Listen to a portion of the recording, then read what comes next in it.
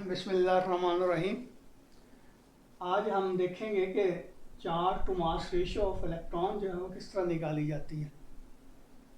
तो इसके लिए ये बेसिकली एप्लीकेशन है वही मैग्नेटिक फील्ड की, कि अगर एक चार्ज पार्टिकल मैग्नेटिक फील्ड के अंदर मूव करता है तो वो किस तरह मूव करता है और उसकी मोशन जो है वो किस तरह फाइंड आउट की जा सकती है। बहरहाल ये ऐसे समझ लें कि ये आपके पास एक यूनिफॉर्म मैग्नेटिक फील्ड है और मैग्नेटिक फील्ड चूंकि क्रॉस्ड है, इसका मतलब ये हुआ कि इधर एन पोल है, दूसरी तरफ एस पोल है, मैग्नेटिक फील्ड की लाइनें इस तरह पास हो रही हैं।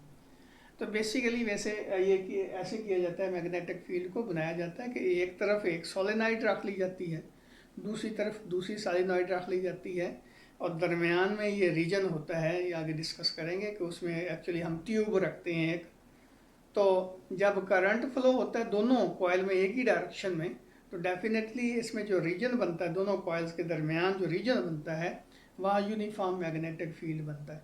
तो ये कॉइल जो है इसकी ख़ास ज्योमेट्री होती है, मीन दोनों कॉइल का जो रेडियस होता है वो भी एक तो बराबर होता है और दूसरी बात ये है उनके नंबर ऑफ टर्न्स भी बराबर होते हैं और तीसरी बात ये है कि दोनों जो कॉइल होती हैं उनके दरमियान जो सेपरेशन होता है, जो डिस्टेंस होता है वो रेडियस के बराबर होता है, यानी कि कॉइल की रेडियस के बराबर होता है। तो इस तरह ये यूनिफॉर्म मैग्नेटिक फील्ड बनता है करंट के फ्लो होने की वजह से।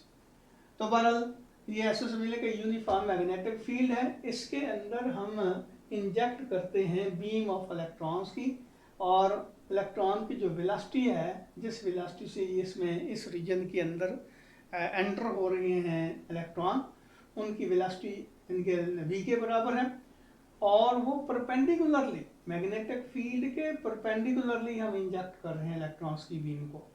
तो डेफिनेटली जब ये चार्ज पार्टिकल जो है वो मैग्नेटिक फील्ड के अंदर मूव करेंगे तो उसके ऊपर जो फोर्स लगेगी एफ, वो हमने कैलकुलेट की थी कि क्यू वी क्रॉस वी के बराबर होती है। तो यहाँ चार्ज जो है इलेक्ट्रॉन का चूंकि नेगेटिव ई के बराबर होता है, इसलिए हम कह सकते हैं F is equal to minus E V cross V. अब इस सिचुएशन में v और b एक दूसरे के परपेंडिकुलर हैं, यानी कि v और b के दरमियान एंगल बनता है 90 डिग्री का। इसलिए ये फोर्स जो लग रही है मैग्नेटिक फोर्स, उसकी जो मैग्नीट्यूड होगी V B sine of theta, और थीटा यहाँ कितना बनेगा 90 डिग्री का। इसलिए हम कहते हैं कि एफ एम जो होगा यहाँ पे मैग्नेटिक फोर्स जो लग रही है वो ई वी बी के इक्वल होगी, यानी कि हर इलेक्ट्रॉन के ऊपर जो फोर्स लगेगी वो ई वी बी के बराबर होगी। अब ये फोर्स जो है इतनी सफिशिएंट लार्ज हम कर देते हैं कि ये इस रीजन के अंदर इलेक्ट्रॉन की बीम जो है वो सर्कुलर पाथ को अडॉप्ट करती है, यानी कि ये सर्कुलर पाथ में मूव करना शुरू कर देती है। उसकी वजह पहले भी हम डिस्कस कर चुके हैं। ये देखें, ये V है, ये B है। अगर चार्ज पार्टिकल जो है पॉजिटिव होता तो फोर्स ऊपर की तरफ लगती, लेकिन अब चार्ज पार्टिकल चूँकि नेगेटिव है तो फोर्स की डायरेक्शन जो है वो डाउनवर्ड होगी। इसका मतलब ये हुआ कि इस पॉइंट के ऊपर फोर्स जो है डाउनवर्ड लगेगी और चार्ज पार्टिकल जो है यहाँ पे आएगा तो फोर्स इधर लगेगी, क्योंकि V क्रॉस B तो अपना नेगेटिव होने की वजह से फोर्स इधर लगेगी। इसी तरह यहाँ देखें, ये V है, ये V है और ये B है, ये V क्रॉस B। अगर पॉजिटिव चार्ज होता तो फोर्स इधर लगती, नेगेटिव चार्ज है फोर्स इसके अपोजिट लग रही है। इसका मतलब यहाँ फोर्स इस डायरेक्शन में लग रही है और ये सिलसिला चलता जाता है। यहाँ देखें, ये V की डायरेक्शन है और ये B की डायरेक्शन है, अंगूठा नीचे की तरफ उस वक्त जब पॉजिटिव चार्ज होता, लेकिन अब चार्ज जो है नेगेटिव है, फोर्स की डायरेक्शन अपवर्ड होगी ये। और इसी तरह यहाँ देखें, ये B क्रॉस B तो फोर्स इधर लगेगी नेगेटिव चार्ज होने की वजह से। तो इस तरह ये जो हमारा इलेक्ट्रॉन्स हैं वो सर्कुलर पाथ को अडॉप्ट करते हैं इस मैग्नेटिक फील्ड के अंदर। तो ये सर्कुलर पाथ में अब चार्ज पार्टिकल क्यों मूव कर रहे हैं, इसको हमने एक्चुअली सेंट्रीपिटल फोर्स प्रोवाइड की हुई है और ये सेंट्रीपिटल फोर्स जो है एक्चुअली ये magnetic force centripetal force provide करती है। तो इसका मतलब ये हुआ कि मैग्नेटिक फोर्स को हम कह सकते हैं कि ये mv स्क्वायर ओवर r के इक्वल होगी, क्योंकि सेंट्रीपिटल फोर्स जो होती है mv स्क्वायर ओवर r के बराबर होती है। हम पढ़ चुके हैं ऑलरेडी फर्स्ट ईयर में। तो Fc जो होगा वो mv स्क्वायर ओवर r है और Fm जो है e v b के इक्वल है, जहाँ हमने देखा। अब इनको इक्वेट कर दें, एफ एम की जगह ई वी बी और एफ सी की जगह M V square over R. अब ये वी ये स्क्वायर एक दूसरे को कैंसिल कर देंगे तो E B is equal to M V over R आ जाएगा, लेकिन एम को इधर ले जाए और बी को इधर ले जाए तो ये आ जाएगा E by M is equal to V, एक वी बच गया जो था, तो वी ओवर आर और ये बी, तो ई बाई एम की वैल्यू आ जाएगी वी ओवर आर बी। अब देखिए ये बी जो है ये मैग्नेटिक फील्ड हमने खुद प्रोवाइड किया हुआ है।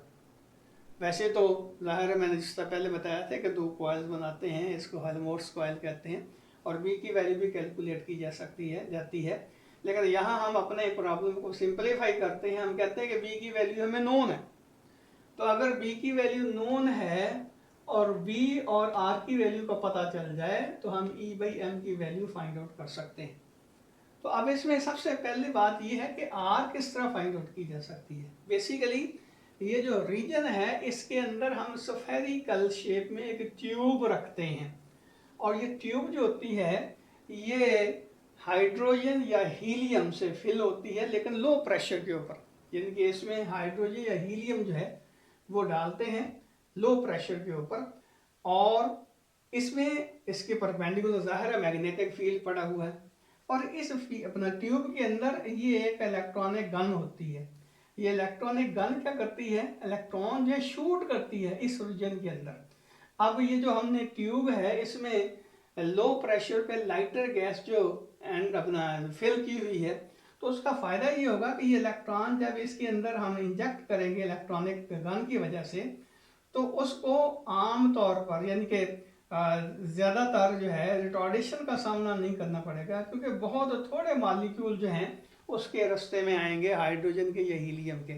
रिजल्ट ये निकलेगा कि इलेक्ट्रॉन्स की जो मोशन है उसके ऊपर ऑलमोस्ट कोई फ़र्क नहीं पड़ेगा, यानी कि हम कह सकते हैं कि सिंपली इलेक्ट्रॉन्स की जो मोशन है वो कांस्टेंट रहती है, यानी कि उसकी स्पीड कांस्टेंट रहती है। तो ये यहाँ से जो इलेक्ट्रॉन निकलेंगे तो उनको बहुत कम इलेक्ट्रॉन्स जो हैं एटम जो है उनका सामना करना पड़ता है, लेकिन जिन एटम के ऊपर जो है ये इलेक्ट्रॉन हिट करेंगे तो जाहिर है उनमें से कुछ एटमों के इलेक्ट्रॉन जो है बाहर निकाल देंगे। तो इसका मतलब यह है कि यहाँ जो जो पाथ जो है इलेक्ट्रॉन अडॉप्ट करेंगे उस पाथ के जो गैस के एटम हैं वो आयनाइज्ड हो जाएंगे। उनकी आयनाइजेशन की वजह से क्या होगा कि जब वो डी एक्साइट होंगे यानी कि एक्साइट हो गए और अपना इलेक्ट्रॉन्स के हिट करने की वजह से, तो जब उनके इलेक्ट्रॉन उनके एटमों के जो इलेक्ट्रॉन हैं दोबारा अपने असल ग्राउंड स्टेट के ऊपर आएंगे तो वो लाइट के फोटॉन जो है एमिट करना शुरू कर देंगे। मैं अपनी बात दोहरा देता हूँ, यहाँ से इलेक्ट्रॉन निकले इस रीजन के अंदर आए और ये जो कि मैग्नेटिक फील्ड है तो इसके अंदर इलेक्ट्रॉन जो है उनके ऊपर जो फोर्स लगेगी उसकी वजह से ये इस सर्कुलर पाथ को अडॉप्ट करेंगे। अब इस पाथ के अंदर ये जो ट्यूब है इसके अंदर हमने लो प्रेशर पे हाइड्रोजन या हीलियम गैस को फिल किया हुआ है, तो रिजल्ट ये निकलेगा कि अब ये इलेक्ट्रॉन जो हैं जिस पाथ को फॉलो करेंगे उस पाथ के अंदर जो जो एटम उनको मिलेंगे हाइड्रोजन के या हीलियम जो गैस हमने फिल की हुई है, तो उन एटम को एक्साइट करते जाएंगे। जब वो एटम जो है डी एक्साइट होंगे तो वो लाइट के फोटॉन एमिट करेंगे। उसका रिजल्ट क्या निकलता है, रिजल्ट ये निकलता है कि ये जो पाथ बनता है इलेक्ट्रॉन्स का ये विजिबल हो जाता है, यानी कि यहाँ से लाइट एमिट होना शुरू हो जाती है, ये लाइट का एक रिंग बन जाता है और ये इंडिकेट करता है पाथ को, किसकी, इलेक्ट्रॉन्स की पाथ को, यानी कि इलेक्ट्रॉन का जो रास्ता है उसको ये विजिबल बना देता है, विजिबल हो जाता है इस तरह। तो जाहिर है ये विजिबल है, तो यहाँ एक रॉड लगा होता है इसके अंदर ट्यूब के अंदर, मीटर रॉड। तो मीटर रॉड के ऊपर जो है रीडिंग सेंटीमीटर्स में दी होती है, तो यहाँ से लेकर यहाँ तक हम देख लेते हैं कि ये डिस्टेंस कितना बनता है, तो ये बनेगा इसका डायमीटर। तो ये डायमीटर जो है उसको 2 पे डिवाइड करेंगे तो ये इसका रेडियस आ जाएगा, यानी कि ये जो इलेक्ट्रॉन मूव कर रहे हैं उसका जो उनका जो पाथ है उसका रेडियस जो है हम इस तरह मालूम कर सकते हैं। अब अगली बात ये है कि इनकी वेलोसिटी जो है वो किस तरह फाइंड आउट की जा सकती है। तो उसके लिए ये देखें, लाजमी तौर पर हमें इलेक्ट्रॉन गन जो है उसकी कंस्ट्रक्शन का थोड़ा बहुत इल्म होना चाहिए।